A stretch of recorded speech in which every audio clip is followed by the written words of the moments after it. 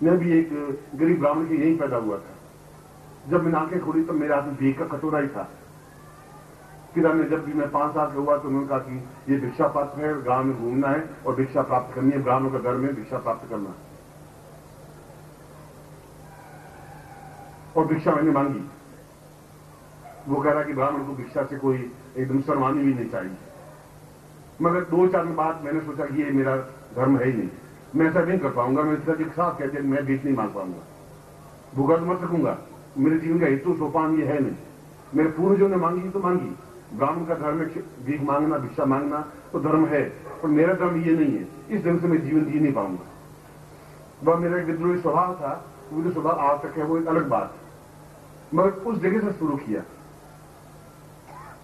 और जब पहली बार उसमें साइकिल 15 रुपए में मिलती थी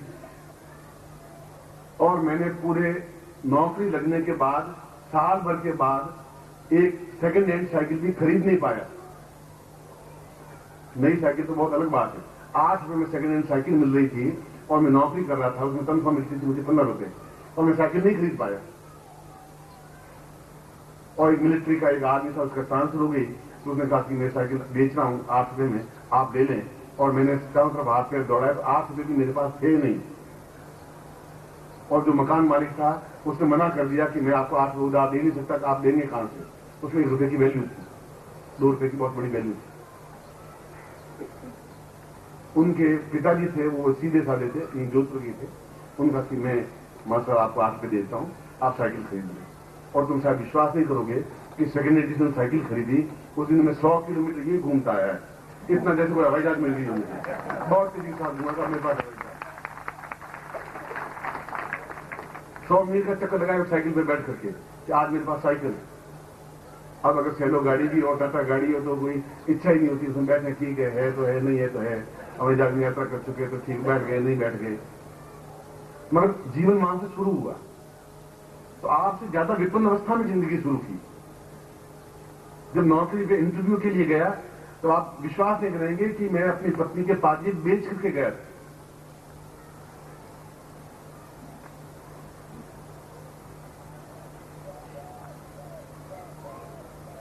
और पत्नी को, स्त्री को बहुत मोह होता है अपने गहनों से, वो सबको दे सकती है, वो गहने नहीं दे पाती। और मेरे पास उसमें 5 आने का मतलब हुआ करीब 35 पैसे। 35 पैसे मेरे पास थे नहीं और कोई उधार देने वाला नहीं था 35 पैसे। और यहां से जालोर का किराया 35 पैसे था।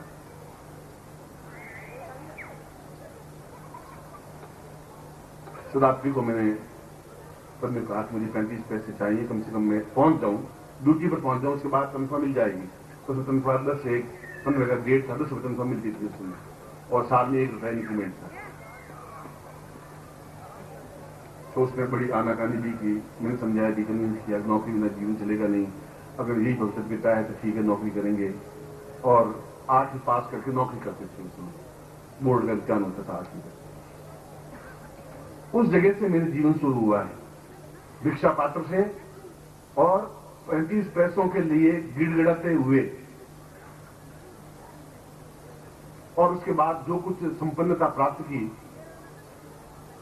वह संपन्नता मंत्रों के माध्यम से प्राप्त की, क्योंकि मुझे भविष्यवक्ता का ज्ञान हो गया था कि आने वाला टाइम मेरा ऐसा है। उस जब मैं सन्यासी लिया तब मैंने इस ज्ञान को पहले प्राप्त किया कि मैं क्या था, कहां से मेरी धागा शुरू हुआ, कहां से मेरा जीवन प्रारंभ हुआ, कितने जन्म मैंने लिए और आगे मुझे कितने जन्म लेने हैं, क्या इस जीवन में सिद्धार्थम प्राप्ति होगी, क्या मैं जीवन में पैसों के लिए संपन्न हो पाऊंगा, क्या ऐसी गरीबी मेरे साथ जुड़ी रहेगी जो मेरे साथ पीढ़ियों से जुड़ी हुई है। ये सारे प्रश्न मुझे उथल पुथल करके मैं अपने जीवन का इतिहास आपके सामने रख रहा हूं। इसलिए आपकी जो मजबूरियां हैं उससे ज्यादा मजबूरियां मेरे पास थी, उससे ज्यादा कठिनाइयां चुनौतियां मेरे पास थी, उससे ज्यादा दुख झेला मैंने, उससे ज्यादा भूख सहन किए। 4-4 दिन खाना नहीं खा पाए, इसलिए खा नहीं पाए, पास में पैसा ही नहीं था और उधार भी मांगता नहीं था और पत्नी को मांगने देता नहीं था पड़ोसी से आटा उधार देने। 4-4 दिन तो उनको मैंने कहा तुम पड़ोसी से एक दिन वो आटा किला, यहां पर जोधपुर में, यहां पर मकान है वो आप जरा देखें तो केवल 5 बाई 8 की कोठड़ी है जिसमें 2 साल रहा जब मैंने ग्रेजुएशन किया उस समय की बात करें। और एक दिन को आटा उधार लेकर एक दिन भूखे रह गए। तो जब मुझे मालूम पड़ा कि आटा पड़ोसी से उधार लेकर आई है, तो मसला हुआ आटा, गूंथा हुआ आटा उठा के बाहर नाले में फेंक दिया।